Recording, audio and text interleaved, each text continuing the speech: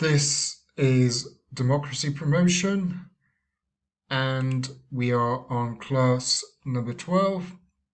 And today we are going to discuss the Clinton administration and its policies towards democracy promotion, which they often or usually refer to as democratic enlargement.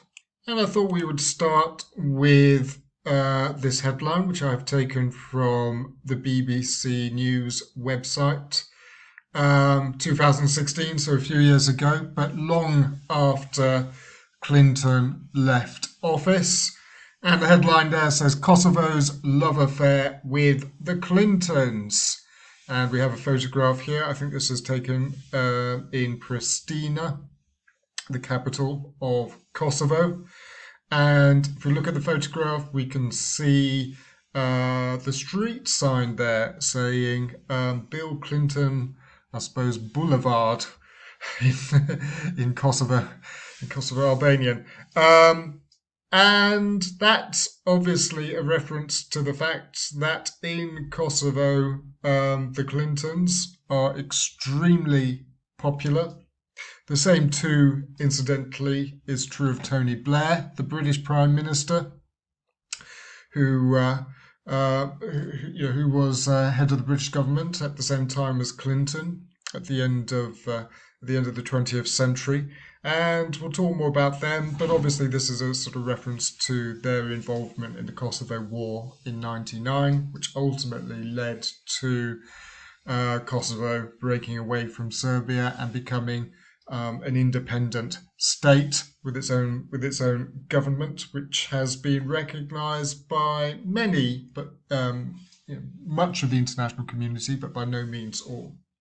And we'll come back to Yugoslavia and how that sort of fitted into Clinton's democracy promotion agenda a little later.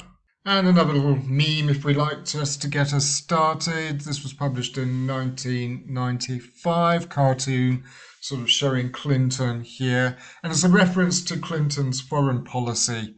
So we've got Bosnia, North Korea, Haiti, 3 areas of the world, which Clinton was pretty involved with. 95 obviously was really at the sort of height of the wars in Yugoslavia. NATO was just about to become involved in its first sort of out of area mission in that part of the world. And we got Clinton here depicted as a blind man being led by a guide dog. The guide dog here has a collar with a little. I'm not entirely sure how you would refer to that, but anyway, but a little sign, whatever it is, with JC on it. Now, I have to be honest, I'm not entirely sure what JC refers to here. Judging from the picture, I think this is supposed to be Warren Christopher, Clinton's first Secretary of State. So quite why he has JC, I'm not entirely sure. I can't think of any other sort of senior official in the Clinton administration with the letters JC. His national security advisor was Tony Lake, and I'm pretty sure he didn't look like the dog here. Sandy Berger was the deputy. Was the deputy national security advisor, later elevated to the top job. Madeleine Albright, who was Clinton's ambassador to the United Nations in his first term, and was later became the first woman Secretary of State in Clinton's second term. So as I said, I'm not entirely sure what JC is a reference to, but the cartoon basically is sort of suggesting that Clinton was largely, I suppose, ignorant, or at least not very able when it came to foreign policy, and was effectively being led by his advisors. And we'll come back to that point in a moment. The other thing I suppose it sort of shows is that Clinton's foreign policy, its effectiveness at least, was there was some debate about that. And again, we'll come back to that in a moment. So the first slide here, basically making the points of sort of introductory slides. I won't dwell on it for too long. But first point there, long liberal tradition in the United States foreign policy. We've talked about that at some length one of the points we've made about U.S. foreign policy in general is that there are different traditions, uh, some of which are often in tension with one another. So for a long time, as we've noted, the United States pursued a pretty isolationist foreign policy, particularly in relation to Europe. But from the beginning, there was always this more sort of liberal strand to American thinking as well, which really only comes to the fore, you might argue, in the 20th century. But figures like Woodrow Wilson, obviously, very much sort of encapsulated this view of America's America's role in world affairs. The other thing we noted, though, is there's always been a sort of tension between, if you like, the sort of more noble ideals of American foreign policy and, if you like, America's strategic interests. And this was never more evident than during the Cold War, when, again, as we talked about in previous classes, the United States did align itself with some pretty unpleasant regimes in different parts of the world. Because the main strategic goal was to contain communism, and if a country was in a strategically valuable part of the world and it was anti-communist, then it could generally count on American support. End of the Cold War, though, as we noted, sort of created new opportunities for democracy promotion.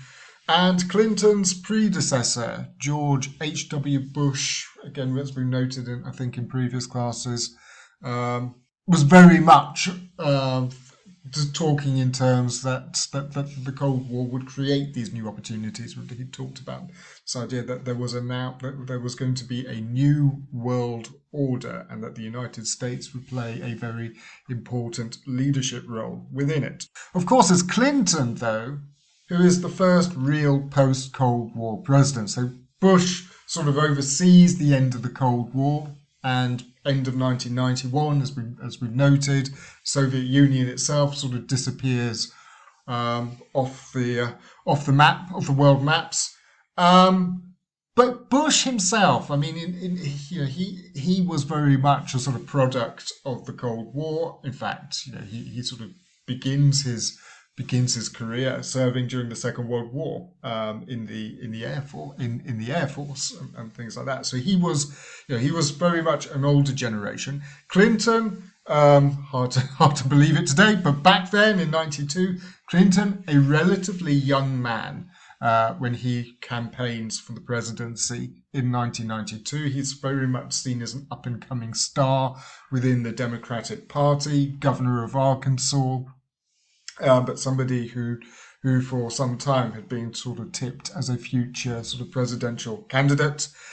And it's Clinton who sort of emerges as the sort of front runner within the Democratic Party in '92, and he goes on to secure the Democrats' nomination. Again, I remember this election. I think it's the first real American presidential election that I took a reasonably close interest.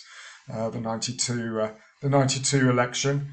And yes, it did seem that this was something quite significant was happening in '92, not least because the Republicans had been in office for 12 consecutive years. So Reagan had had 2 terms. Bush, Reagan's vice president, had secured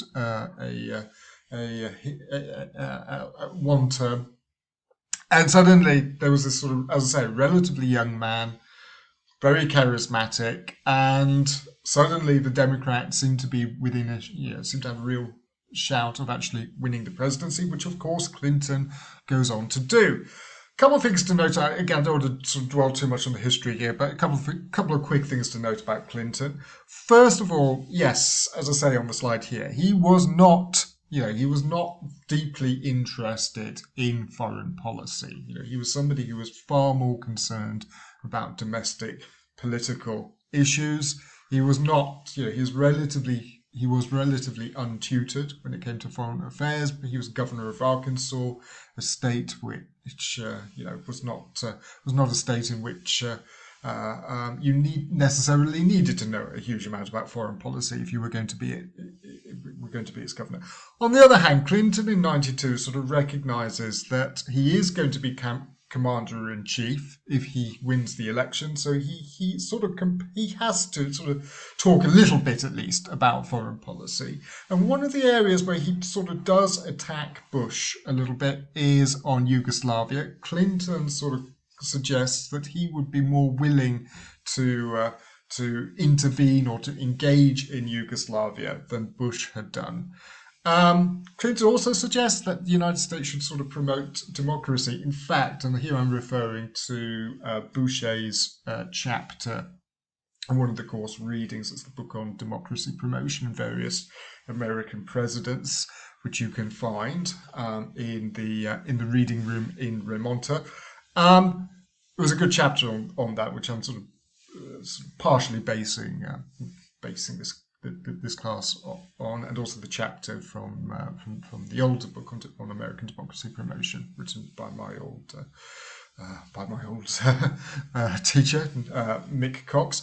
One of the points Boucher makes in his chapter is that Clinton also sort of attacks Bush for being too conservative in his foreign policy and prioritizing stability as opposed to sort of projecting liberal values or promoting liberal values in terms of American foreign policy. So Clinton sort of suggests that were he to become president, there would be a significant sort of shift in American foreign policy in this area.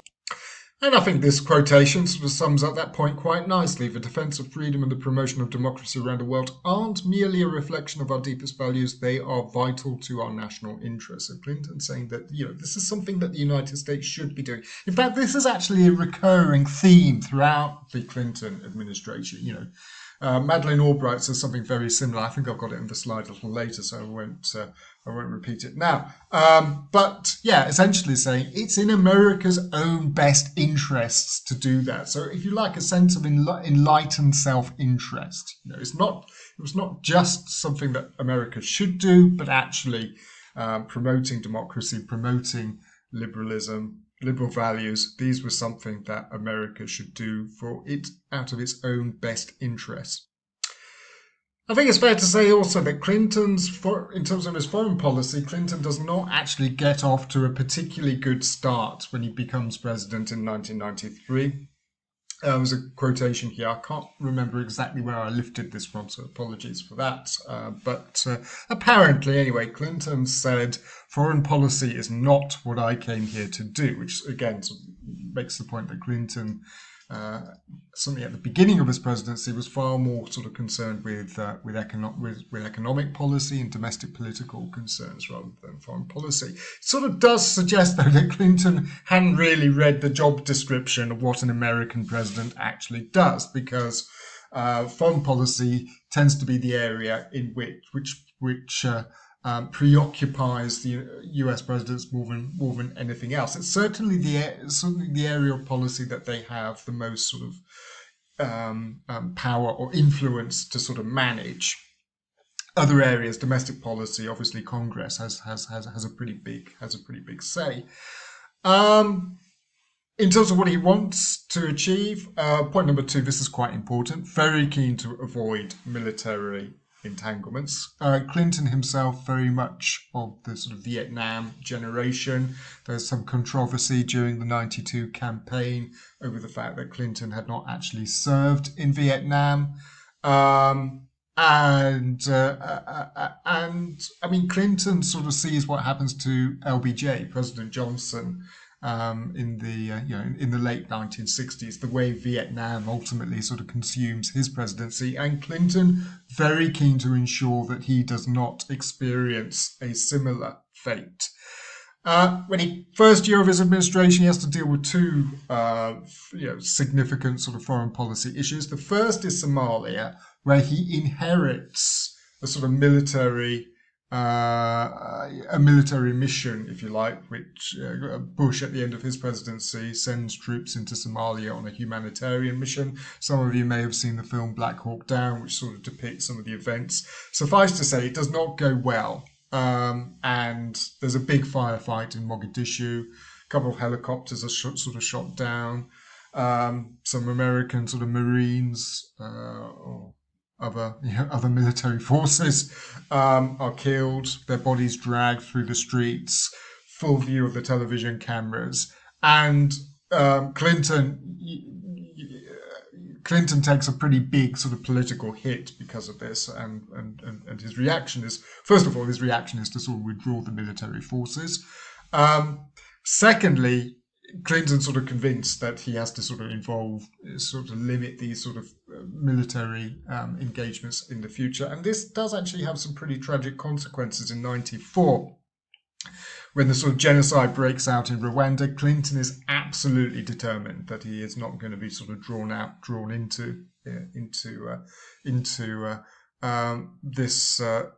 the conflict in Rwanda. And obviously, as we know, this has sort of tragic consequences. And Clinton later sort of accepts, he actually apologizes and accepts that the United States should have done more, that the United States should have intervened much more directly to sort of bring the killing to an end in Rwanda. Haiti also becomes a pretty sort of complicated issue. Clinton, again, I'm not going to go into a blow-by-blow account, but Clinton sort of threatens to sort of militarily intervene to restore a democratically elected president on Haiti. Then hesitates. Jimmy Carter is sort of dispatched to sort of negotiate. Ultimately, it sort of ends in a success, but it seems sort of very chaotic in the way that sort of Clinton handles the situation. So he does gain something of a reputation for foreign policy incompetence in 1993. The other thing to note about Clinton, as we mentioned earlier, was that he was a post-Cold War president.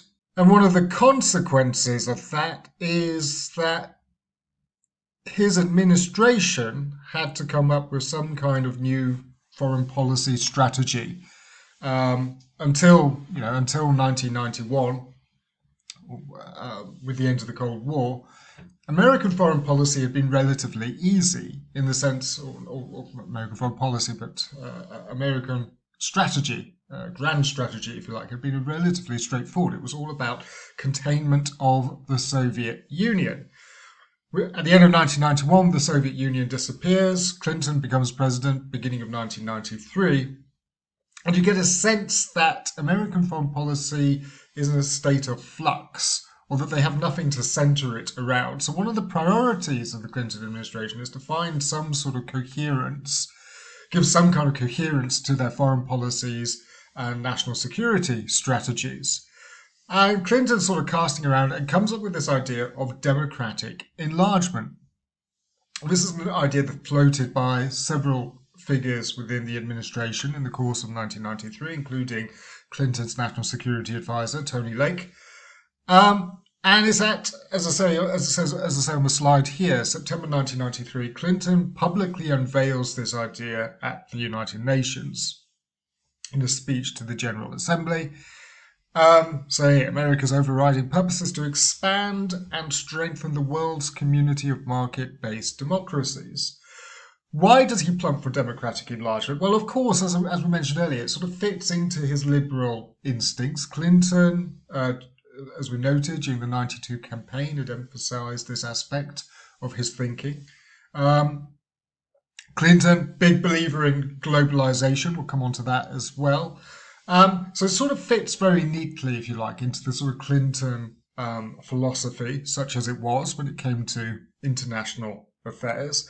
The other thing to say, this is the second point on the slide here, is that as a concept, it was relatively easy to understand, similar, if you like, to containment in that sense, and hard to criticize. Who's going to get up and say, no, I'm against the idea of expanding democracy or using American influence to promote democracy.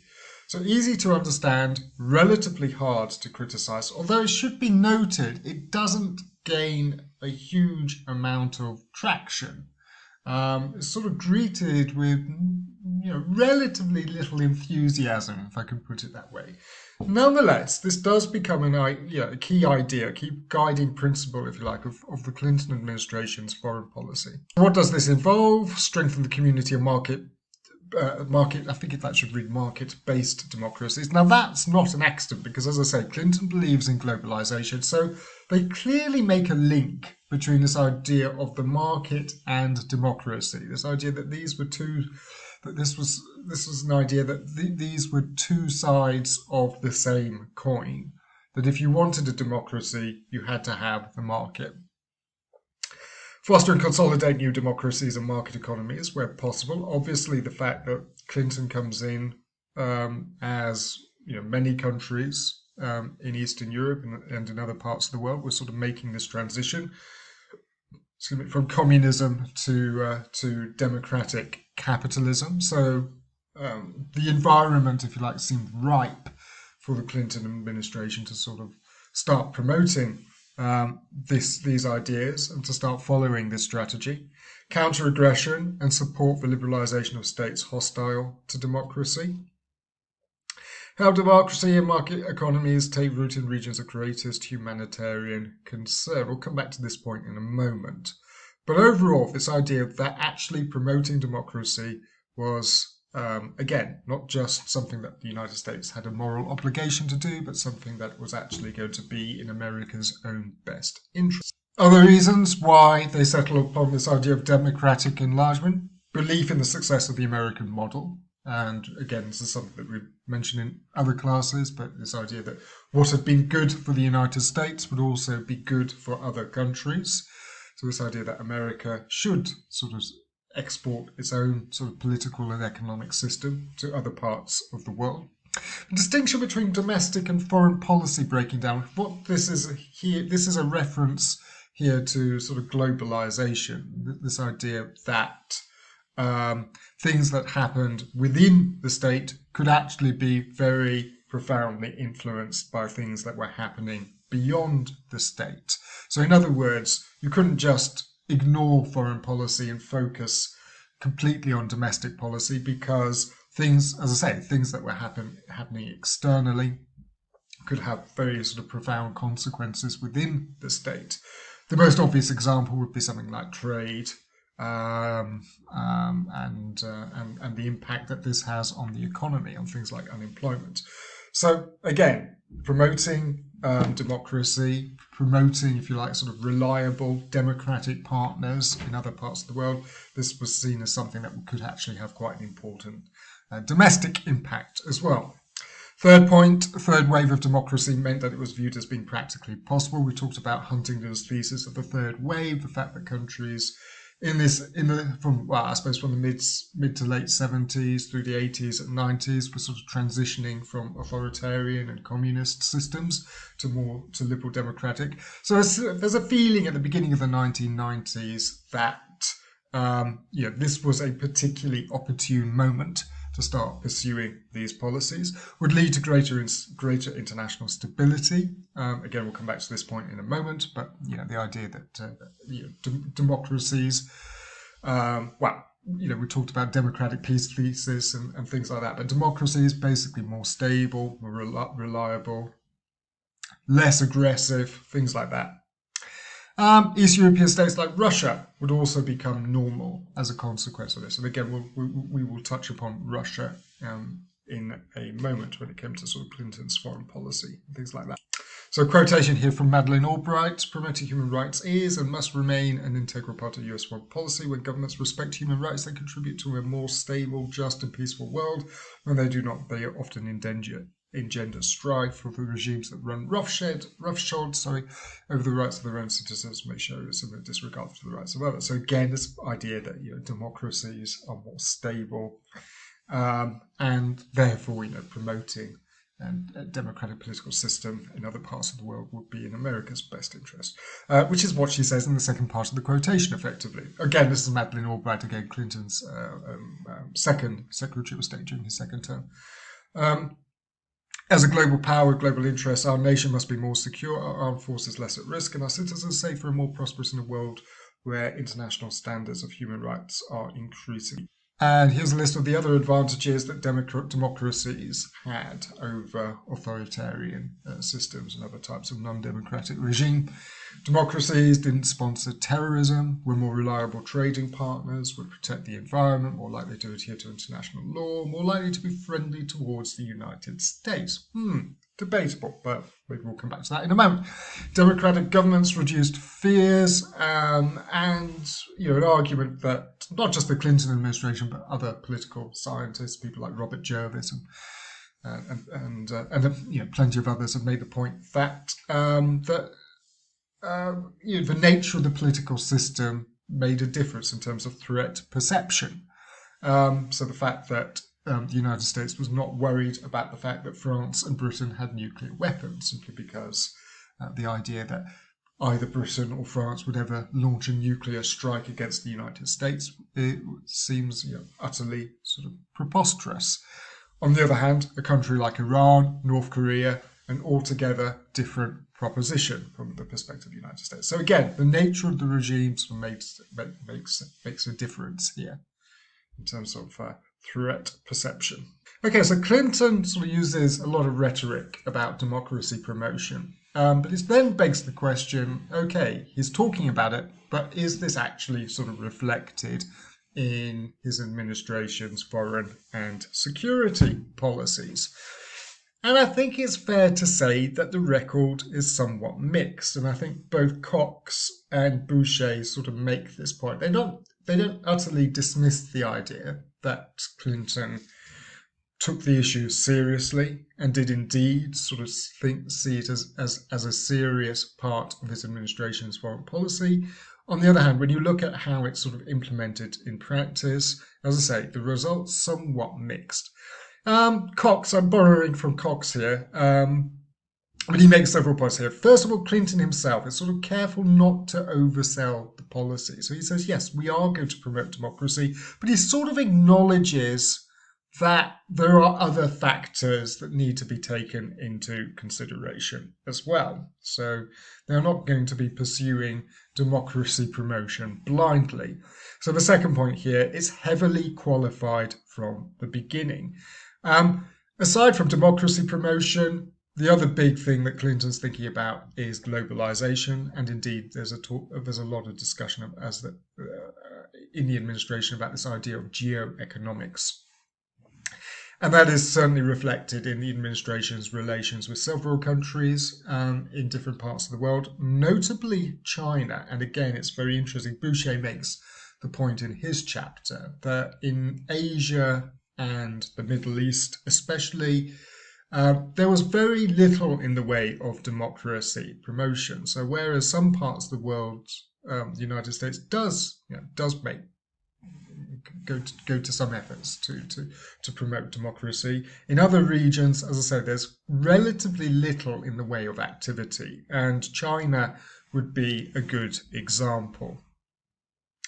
So Clinton, anxious to improve United States access to international markets, doesn't want to upset the Chinese. Obviously, it's the 90s where the sort of US-Chinese relationship really starts to sort of burgeon.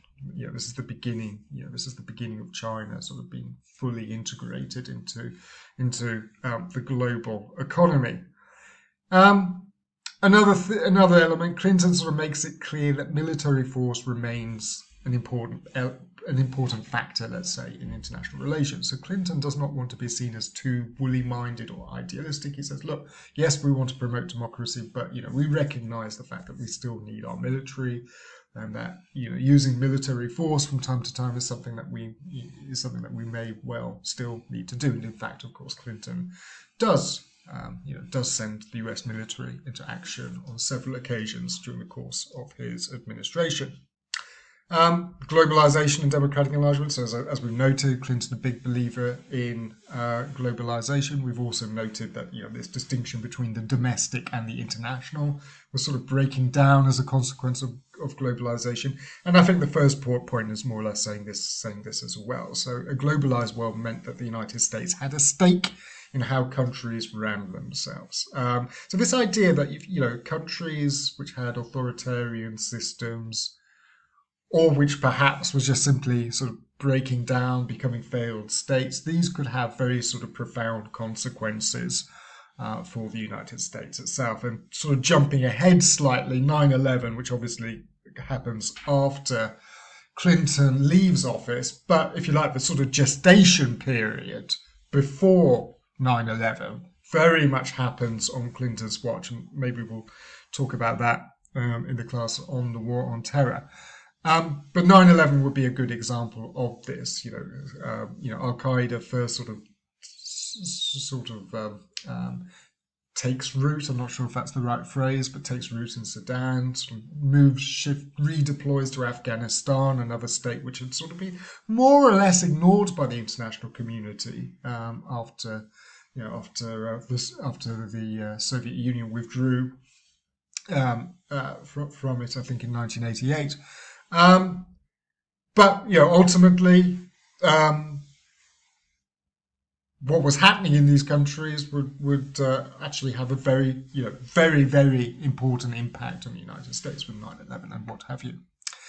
Again, second point, movement of drugs, narcotics, terrorists, and all that, were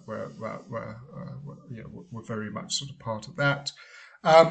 International cooperation also required to deal with these sorts of threats. So one consequence of globalization is that to deal with terrorism and what have you need to have an international coalition. You need to have governments that can work together. And as we noted, democratic governments, it's much easier to sort of work with democratic governments because they're more reliable, share similar interests, things like that. Also, this presumption that democracy was sort of necessary for markets to function effectively as well. So as we noted, for the Clinton administration, democracy and the market sort of went hand in hand. And I think there's a sort of, going back to China again, I think there's a sort of belief in the 90s that China would inevitably democratize.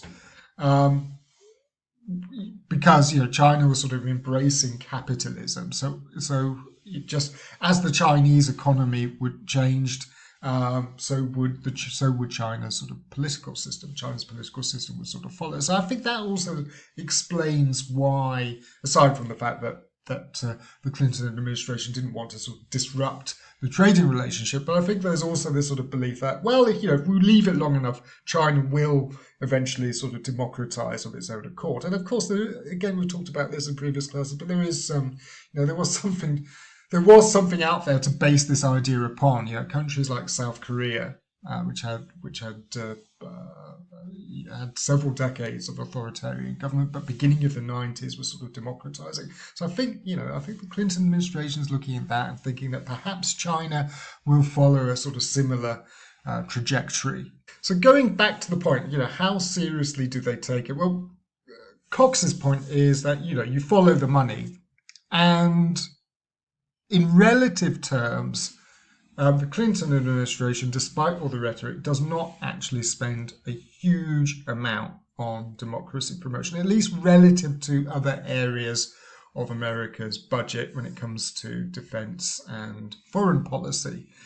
So 99, Agency for International Development and US Information Agency, which were two agencies which, if you like, were on the front line when it came to democracy promotion, receiving about 622 million. Which, a sizable chunk of money, but sort of pales in comparison to what the United States was spending in other areas of international affairs, about 22 billion. And then you look at the defense budget, which back then was about 300 billion, which was obviously a lot less than it had been during the Cold War, but nonetheless still dwarfed what the United States was sort of spending on democracy assistance. Boucher says you might want to have to qualify this. First of all, although the Agency for International Development, AID, as the acronym goes, was probably the key agency when it came to democracy assistance. It was not the only one. There were other parts of the US government which were also. Boucher, I think, suggests that the figure was perhaps closer to about $800 million overall. The other point that Boucher makes, and I think it's an important one, is that the US government is sort of restructured as I say, the US government, but the State Department in particular, is restructured to sort of reflect the administration's new emphasis on democracy promotion. So a new position at the State Department, I think it was. Sorry, I don't have Boucher's text right in front of me, but I think the title was, Assistant Secretary of State for Global Affairs, and a specific part of that brief was democracy assistance is created. Similarly, I think the National Security Council was sort of restructured. So the government itself, new positions are created, and new people, new personnel are put in place with a specific brief when it comes to democracy promotion. So aside from the money, there is other evidence to say that the Clinton administration was paying more than just lip service to the idea of democracy promotion. On the other hand, as we noted, the money matters, and clearly, as I say, in comparison to defence and other aspects of what the American government was doing, the amount of resources being devoted to this was still relatively limited, let's say. So going back to the mixed record of democracy promotion, and Boucher makes the point that there are some areas of the world which are pretty much neglected, almost entirely in terms of democracy promotion, Asia and the Middle East especially. So in both regions, for a variety of reasons, the Clinton administration reluctant to be too directly involved when it comes to democratic assistance. In the case of, we mentioned China already, but in the case of other parts of Asia, I think there's a feeling that they're not going to make a huge amount of progress there anyway. In the case of the Middle East, there's also the fact that there are sort of strategic interests. So countries like Saudi Arabia, for example, which were sort of close partners of the United States, you don't want to disrupt them. Similarly, there's a military coup in Pakistan at the end of the 90s.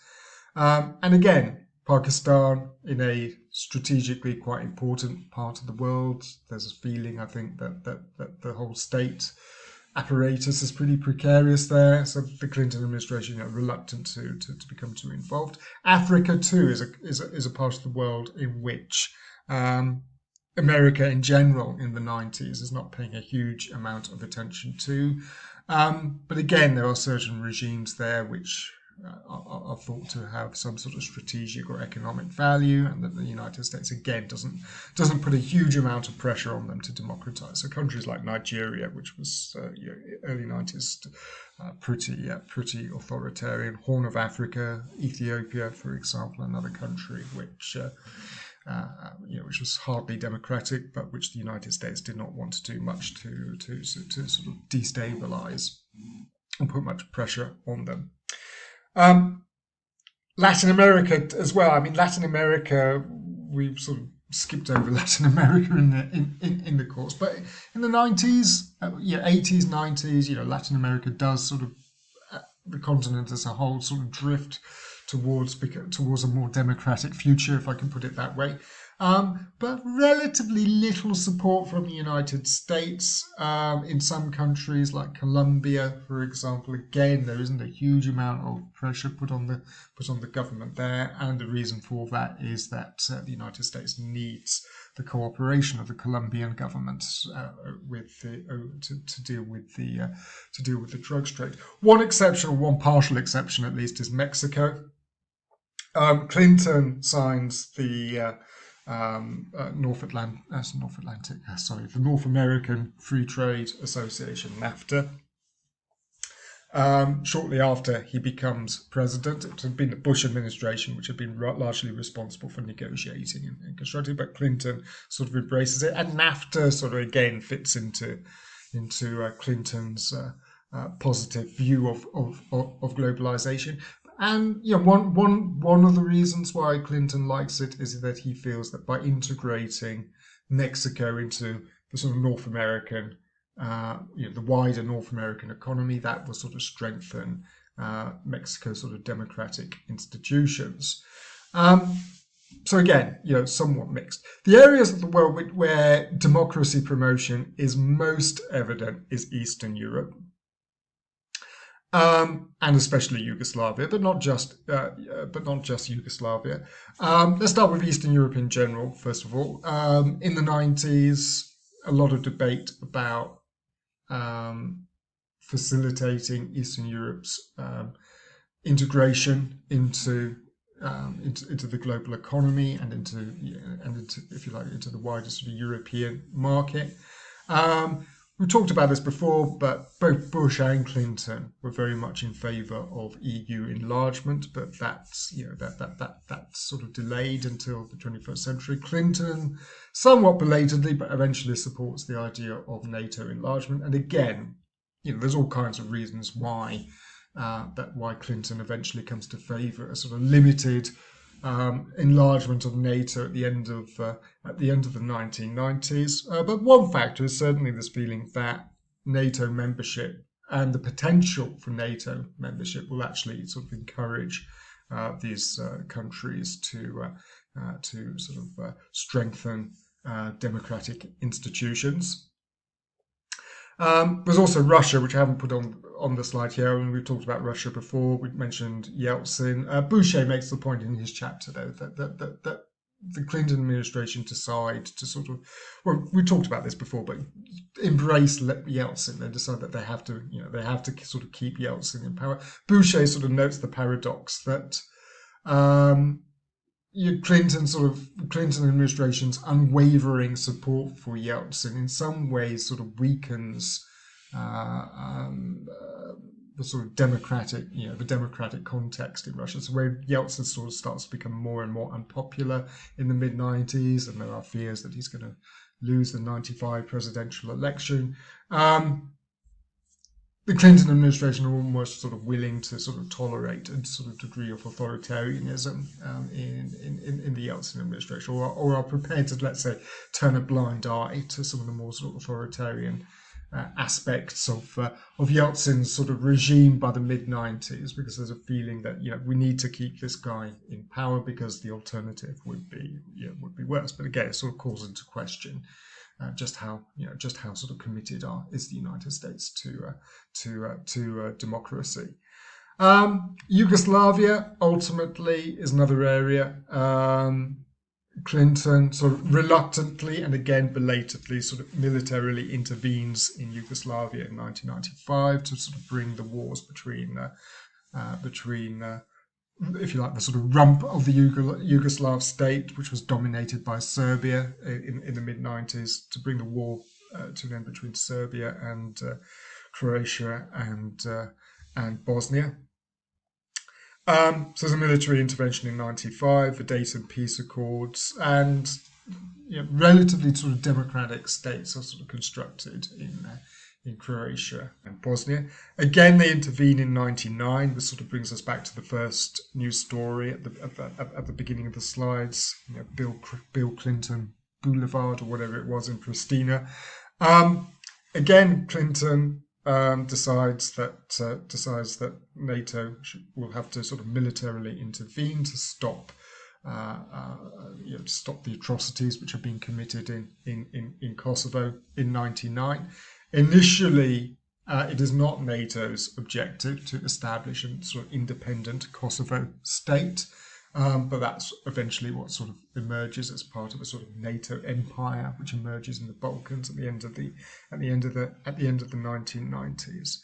And then in 2000 as well, Milosevic is sort of overthrown, and again, the United States sort of supports the sort of process, and Milosevic ultimately ends up in The Hague charged with war crimes and crimes against humanity and things like that. So Yugoslavia, you could sort of point as a reasonable success story in terms of democracy promotion. Haiti, we mentioned earlier, democratic government is sort of restored there. Eastern Europe, consolidation of democracy in the 90s. Again, we can debate how much of that is down to the Clinton administration. Arguably, there were more important factors rooted in Europe. But United States plays a sort of supporting role in that. Little progress on China, which we've noted, and again, it's partly because of the preoccupation with America's sort of trading interests. This feeling that they want to create a sort of constructive partnership with the Chinese in the 1990s, and as I say, maybe a sort of feeling that eventually China would sort of democratize on its own accord. Of course, we're still very much waiting for that to happen. Little progress in democracy in the Middle East or Africa. And again, as I say, and again, as with every administration, you can see this tension in the Clinton administration between, if you like, the sort of more liberal, even idealistic impulses and the sort of strategic concerns that they have. And arguably in the Middle East, it's as I say, it's sort of strategic interests sort of trump. Sorry to use that word, but anyway, that sort of trump the liberal impulses, so again, it sort of illustrates the fact that sort of realist principles are not entirely dispensed with in the Clinton administration. Indeed, far from it. Okay, and I will bring it to a close there.